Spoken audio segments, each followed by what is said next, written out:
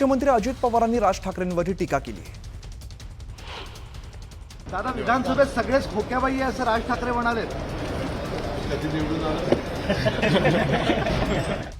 दादा, विधानसभेत सगळेच खोक्याबाई आहे असं राज ठाकरे म्हणाले।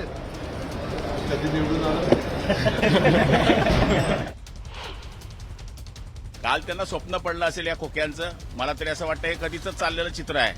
त्यामुळे ज्यांचा एक साधा आमदार निवडून देऊ शकत नाही, भाषणापुरती गर्दी असते पण आमदार आणू शकत नाही, असं चित्र त्यांचं आहे। त्यामुळे आता कुठेतरी ऊर्जेमध्ये यावं, मुंबई महापालिकेकरता माझं अस्तित्व आहे हे दाखवावं, याच्याकरता हा केविलवाणा प्रयत्न आहे।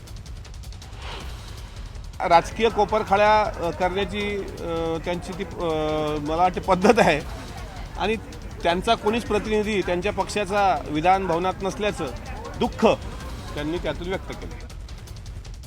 कोरटकर संदर्भात कोल्हापूर पोलिसांची